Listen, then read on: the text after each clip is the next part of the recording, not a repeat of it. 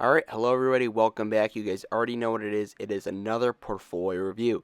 And today we are going over David Goggins' portfolio. No, literally, his name is David Goggins. He sent his portfolio over to me on Discord, and if you guys want to be featured in the series, either message me on Twitter at Ryan Dangler Show or join the Discord. The link is in the description, and message me from there. I love this series because it promotes transparency. You get exposure to different investing strategies, new stocks, and it's overall an amazing way to unite a community of real man's investors. Alright, let's get on to the video. You don't know me, son! Get it! 19! You don't know me, son! Yeah! 20, you got some more in you. 21, yeah, get it again. Come on, we want to see it. Good, 22. Who's gonna carry the boats and the logs? Hello, I like money. Alright, so as per usual, I love to know the investors' objectives of the portfolio, their age, and all that other background information before I go over the holding, because my goals with my objectives might be maybe different from yours. Maybe you're closer to retirement, maybe you're 13 years old, I don't know. David Goggins shares that he's 18 years old, and his objective is to keep adding money and let it compound and sit for 10 to 20 years. I'd like that. And he tries to invest in consistent dividend/growth stocks. First off, good to hear that you're investing at such a young age. It always brings a smile to my face when I see youngins like me investing in the stock market and doing dividend stocks, not drugs. It really brings me a smile. Since we're 18, we're focusing more on total returns. We're not looking for specifically dividends. Dividends are an amazing way to compound your money though over the long term and are tax efficient. Alright, I want to thank the sponsor of today's video, Delta by eToro. Delta is an investment tracker, not a brokerage, and it is 100% free to download on the Apple App Store. Now, for me personally, one of the biggest dopamine rushes that I can personally get as an investor, and especially as a real man's investor on this channel, because I can buy more amazing quality businesses at good prices. And speaking of quality, Delta is just that. When I'm in school, I can just quickly open the Delta app, see that Starbucks is trading below $85 a share, and put my buy order in on Schwab. You could track stocks, crypto, NFTs, ETFs, Forex, whatever it is, they have it there. Once you've done your process as an investor, it is so vital and so important for you to know whether the stock is near your buy price or not, and Delta is just how I do that. It's also just so graphically appeasing to look at and so simple, which is so honestly hard to find with so many investment trackers. Download Delta today for free. Use my link in the description box. Thank you to the Delta app for sponsoring today's video. Alright, on to the holdings. So to start off right now, he only has 85 cents in cash. And I'd say start off, I would want to hold a larger cash balance. I know it's really exciting to invest in companies and businesses. Trust me, I can relate. But you do want to have a decent amount of cash. I recommend about 10 to 15%. That's kind of the general consensus. Even though I don't abide by that, I'm only about like 5% right now. But it is smart to have a solid cash position to take advantage of any dips. You can learn very fast when the market goes downhill, as I've kind of learned these last few weeks, that you want to be supplied, you want to be strapped with cash. So I think that's one thing you want to keep in mind. To start off, he owns Vici, and right now Vici has on a huge dip due to the interest rates right now, and it seems that high interest rates could be here for a bit. So right now with Vici, I'm not going as aggressive as I possibly could, but I do think below $27 and below $28 is a really, really solid price. With that said though, it seems that interest rates are going to stay high for a bit now, so I'm being less aggressive with my Vici buying, and I've already bought a whole lot, but I think it's a solid holding long term, and I think the interest rates in this environment right now offer a really good long-term buying opportunity. Next, he owns Google, and Google could be going on a potential dip as some employees have actually left the company to protest the Israel-Palestine war. Interesting stuff there. Then he owns Apple, and Apple is another company right now that's on a dip. You have some people saying Apple is going into the ground because they're lowering growth and they're lowering their revenue growth. I think that's absolute bullshit. Apple is an awesome company with one of the strongest brands and strongest businesses in the entire world.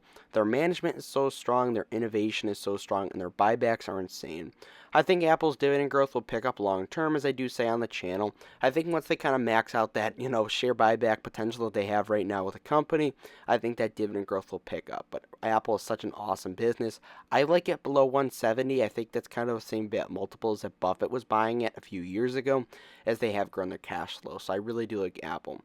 Next, he owns S&P Global, and S&P Global is another really strong company, and I'm noticing a common theme with some of these holdings. Just don't copy anybody else's trades, but S&P Global is a really strong company. It's actually dipping a little bit, and it's getting to an interesting price where I could potentially add some more. S&P Global's dividend growth has been slower over the last couple of years, mainly because they're doing a lot of acquisitions, but long-term, S&P Global, as some would say, is the double compounder with cheese. Next, he owns Intuit. I don't know a whole lot about this one, except that Joseph Carlson owns it. I've looked at their financials a few times. Everything checks out there, and you're about to be bullish on taxes long term, so I think it's a solid holding. Next, he owns MasterCard. MasterCard and Visa are some of the best businesses in the entire world. I'm very bullish on the payment processing industry. I think this is a forever holding. Very happy on this one. Then he owns Moody's Corporation. I think this is a solid holding as well. Very bullish long term on the credit rating industry. Next, he owns Microsoft, which in my opinion is the strongest business in the entire world. I didn't buy Microsoft for this whole little AI buffoonery run they've had recently. I bought it for its awesome cloud business and its robust gaming segment, which I've talked about here on the channel. It's such a strong business. I was buying it in the 240s. Will it ever go back there? I hope it does because their business is so strong and I'd love to pick up some more. It's pretty much a guaranteed 10% dividend hike and free cash flow growth every year as well.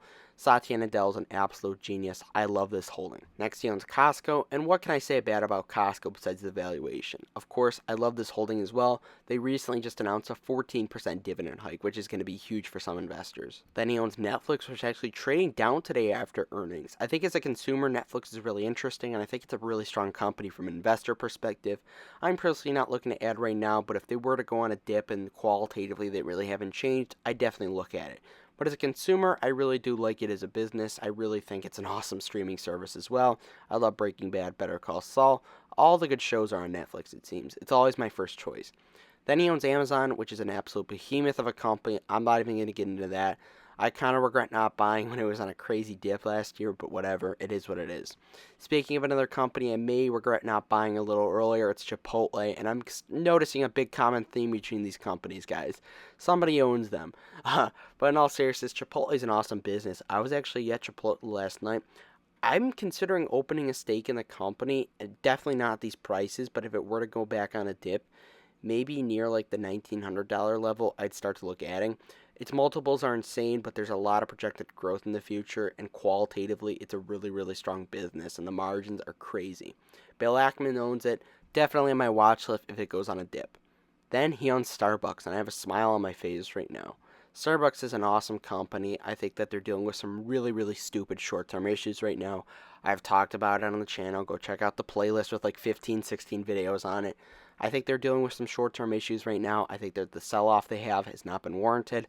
I think fair price, realistically, 120, 130, 140, around that range. Love Starbucks though, and if you actually listen to the earnings calls, unlike some of these jabronis, the company's actual brand and business is the strongest it has ever been. Then he owns PayPal, which I actually think is a solid value play.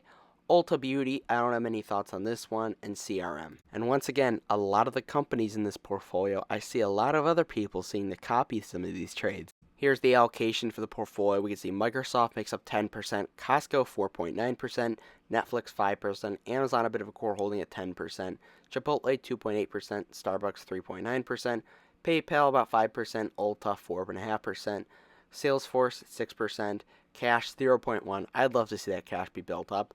Vici 6.5%, Google 8%, Apple 7.7%, S&P Global 7.8%, Intuit 5.9%, MasterCard 6.7%, and Moody's 5.8%.